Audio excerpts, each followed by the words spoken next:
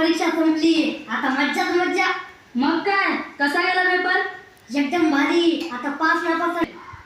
तू तर चालत येणार आणि तुझ्याकडे सायकल तरी कुठे आहे हायस्कूलला यायला? तू शिकवणार सायकल?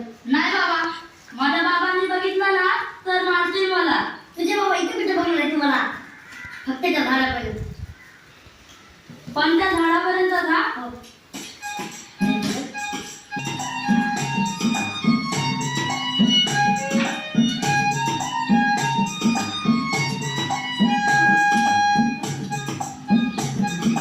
अरे हळू हळू हळू चालव.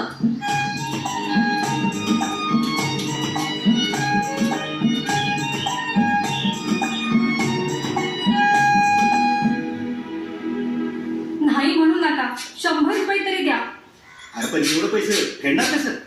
वर 10 रुपये परत महिन्याला याच. नाही जमलं तर मी तुमच्या घरची कामं करेन.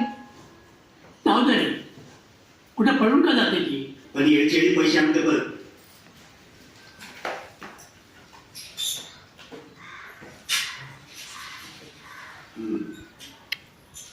लय उपकार झाले बघा मालक.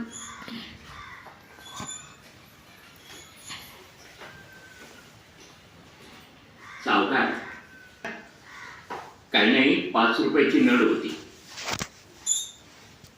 अहो 1 रुपये 2 रुपये असं करत करत तात्यांकडून तुम्ही किती वेळा पैसे दिले, पण परत तरी आणून दिले कधी?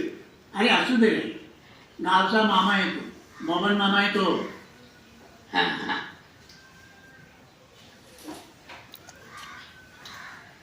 या. आणि हे बघ, आई परीक्षा झाली. हिमतच्या कामाचे पैसे देखील दे. नाही का त्या उद्या दिलं तर काय नाही. उद्या काय नाही, आज काय. दे रे, पैसे दे. ठीक आहे. हां.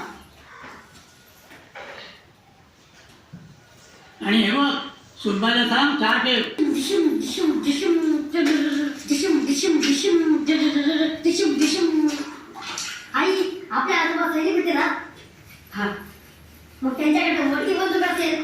खूप पण बंदुकीतनं गोळ्या नाही झाडायच्या. मग आता मी डेपोत होते मजूर म्हणून, सामान का करत. शी बाबा, मला वाटलं चतुर्थ म्हटलं नाही. डिशुम डिशुम डिशुम.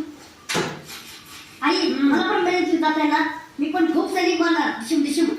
मग पण त्याला त्याला अभ्यास करावा लागतो. मग करतो की. डिशुम डिशुम